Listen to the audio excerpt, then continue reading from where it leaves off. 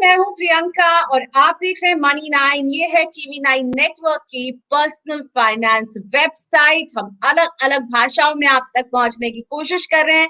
संदेश एक ही है, केवल सेव नहीं कीजिए, उसे इन्वेस्ट भी कीजिए ताकि आप अपने भविष्य के लिए पैसे बचा सके। लेकिन अगर आप उनमें से हैं जिन्हें लगता है कि मैं ज्यादा बचा नहीं पा रही हूँ और मैं इसे क्या इन्वेस्ट करूं, मुझे क्या रिटर्न मिलेगा, तो मेरा मैसेज यही है कि केवल अगर 1000 रुपए भी आप बचा पा रहे हैं तो बहुत है। इसे इन्वेस्ट कीजिए और बड़ा रिटर्न पाइए। और इसे समझते हैं और अच्छे तरीके से मेरे साथ जुड़े रूंटा सिक्योरिटीज के हर्षवर्धन रूंटा, जिनसे आज मैं समझने वाली हूँ कि आपका केवल 1000 रुपए का निवेश जो है वो 54 लाख कैसे बन सकता है। लेकिन उससे पहले मुझे खुशी है कि हर्ष हमारे साथ शो कर रहे हैं। हर्ष, आपने कोविड से लड़ाई पर जीत हासिल की है। आई एम सो हैप्पी कि आप स्वस्थ होकर वापस आ गए। थैंक यू हर्ष।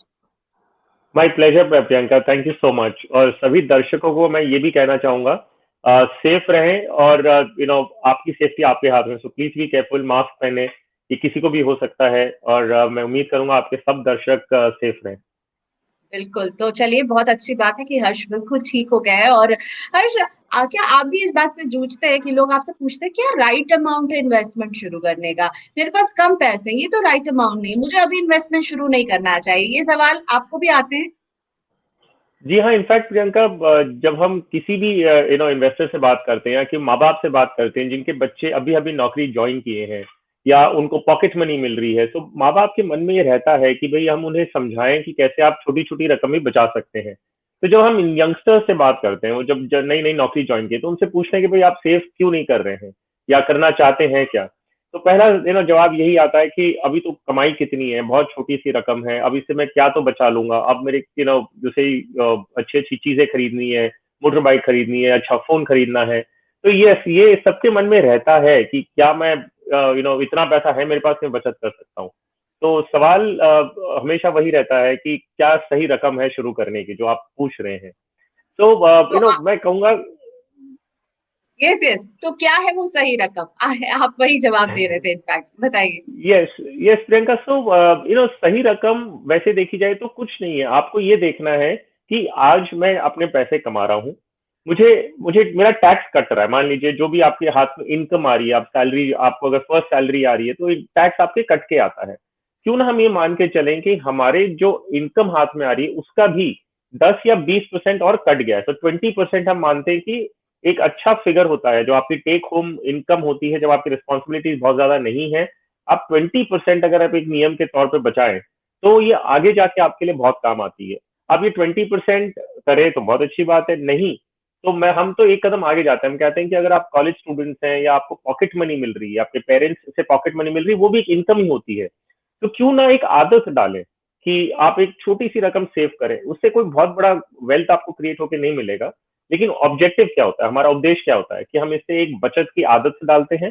और एक जहां भी हम पैसे इन्वेस्ट करेंगे वहां हम उसे इन्वेस्टमेंट को समझने की कोशिश भी करेंगे। तो ये सीख हमें बहुत ज्यादा मिलती है। अमाउंट हो सकता है आप 500 1000 रुपए से शुरू करें। इनफैक्ट कई ऑप्शन आज की तारीख में है जहां पे आप इवन 100 रुपए से शुरू कर सकते हैं। तो शुरू करने का इरादा रखिए, अमाउंट छोटा हो, आगे जाके जब इनकम बढ़ेगी आप उसे बढ़ा सकते हैं। और अब आते हैं कि अमाउंट के अलावा राइट अमाउंट आपने कहा कोई नहीं है जो आप बचा सके, वो है राइट अमाउंट।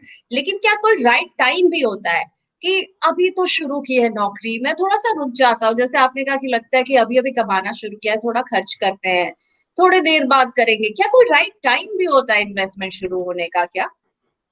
इनफैक्ट प्रियंका, जो पावर ऑफ कंपाउंडिंग हम कहते हैं, पावर ऑफ कंपाउंडिंग, ये विश्व का 8वां अजूबा कहते हैं। अभी 8वां अजूबा क्यों है, ये हम एग्जांपल लेते हैं। जो आपने पूछा कि अभी अभी कोई सैलरी आनी शुरू हुई या इनकम जनरेट होनी अभी शुरू हुई है, तो अभी क्यों करूं, अभी तो मुझे घूमना फिरना है, अच्छी चीजें खरीदनी है।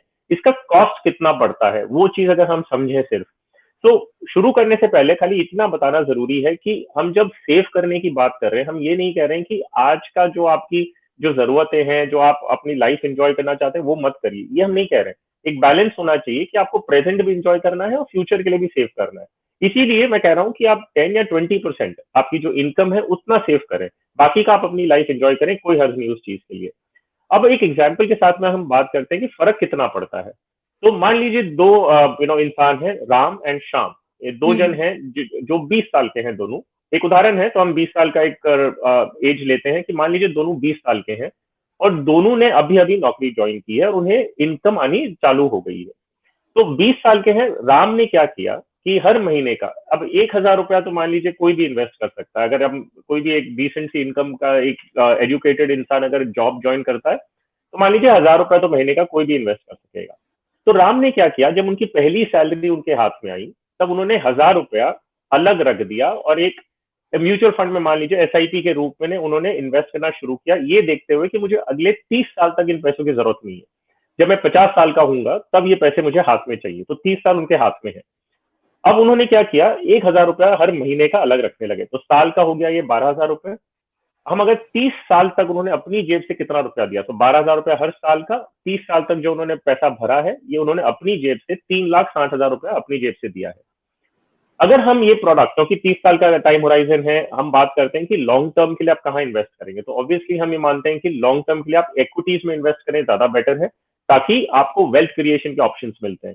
जो हम लॉन्ग टर्म रिटर्न अज्यूम करते हैं कि हमको इक्विटी एसआईपी के थ्रू अगर हम कर रहे हैं इन्वेस्टमेंट, तो 30 साल के उपरांत हमें कितना लगभग रिटर्न मिल सकता है। तो एक अनुमान लगाते हैं, करीबन 14% आसपास हम अज्यूम करते हैं और एक्सपेक्ट करते हैं कि इतना अगर सब कुछ इकोनॉमी अच्छी चलती गई तो हमें उतना रिटर्न मिलेगा। और पास्ट का रिकॉर्ड देखें तो सेंसेक्स का रिटर्न जो 30-40 साल का रिटर्न है वो करीबन 16% है, तो हम 14% अज्यूम करके चलते हैं। मान लीजिए 14% से इनका ये 1,000 रुपया महीने का ग्रो करता है। 30 साल बाद 50 की उम्र में राम के हाथ में ये कंपाउंड होके कितना बन जाता है, इसका एक अंदाजा लगाना, नंबर्स देंगे तब पता चलेगा। तो 3,60,000 उन्होंने अपनी जेब से पैसा दिया है, ये बन जाता है कंपाउंड होते होते करीबन 54 लाख रुपए, 54 लाख रुपीज, ये 1,000 रुपए मात्र। अब एक शाम उनके जो मित्र थे साथ में, उन्होंने साथ में ज्वाइन किया, वो भी 20 साल के हैं। शाम ने कहा कि नहीं, मुझे 1,000 रुपया छोटी सी रकम है, मुझे अभी इन्वेस्ट करना नहीं है, कर सकता हूँ लेकिन मुझे नहीं करना है, मुझे अपने दोस्तों के साथ घूमना फिरना है, जो भी है।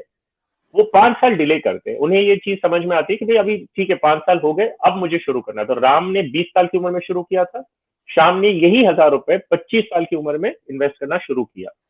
अब शाम को 50 साल की उम्र के होने में अभी 25 साल है, क्योंकि उन्होंने 5 साल डिले किया।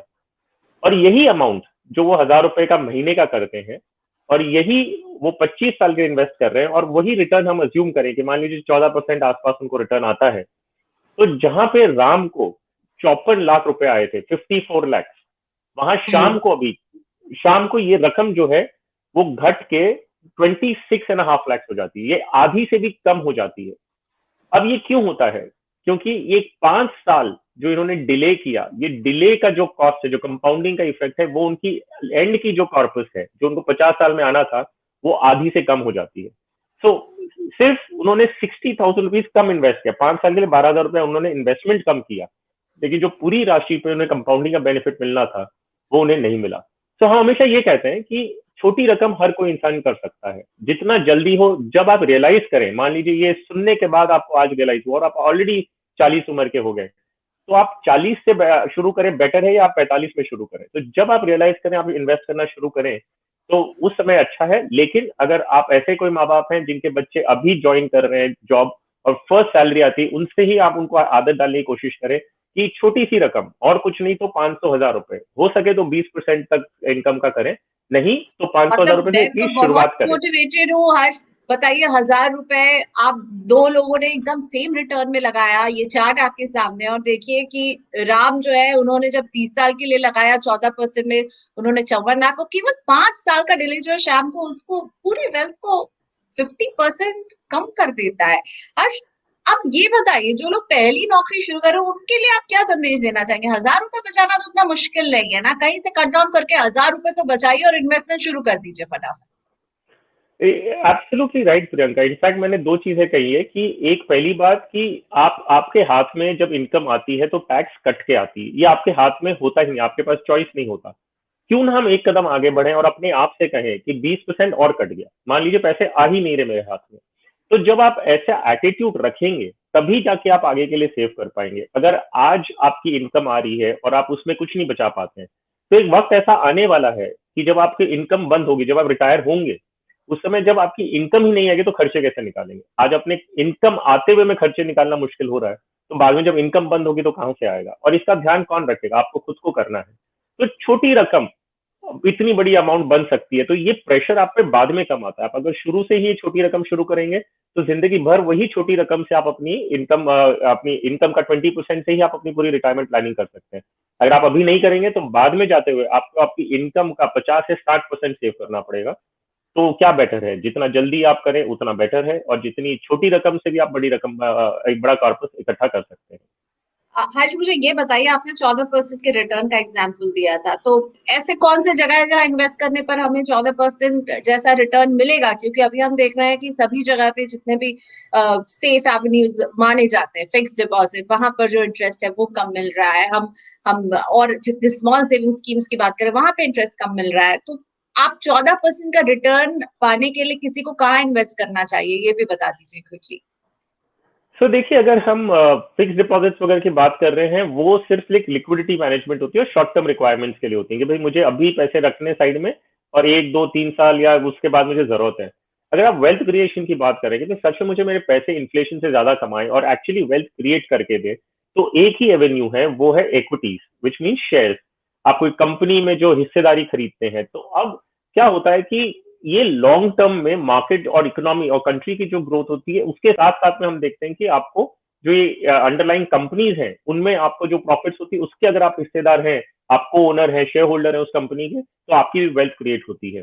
तो एक्विटीज में लॉन्ग टर्म के लिए ही एक तरीका है जिससे आप वेल्थ क्रिएट कर सकते हैं। और देखिए, हर कोई इंसान एक्विटीज में एक्सपर्ट नहीं होता। इनफैक्ट बहुत मुश्किल होती है, लोगों की जिंदगी लग जाती है पूरी शेयर मार्केट को समझने में और इन्वेस्ट करने में। तो ऐसा नहीं कि आप नहीं समझते तो कर नहीं सकते, आप कोई म्यूचुअल फंड का हेल्प लीजिए। म्यूचुअल फंड बेसिकली एक ऐसी ऑर्गेनाइजेशन है जिनमें मार्केट एक्सपर्ट्स हैं, जो फंड मैनेजर्स हैं, उनका 24 घंटे एक ही काम है कि कौन सी कंपनी के शेयर खरीदने कब बेचने।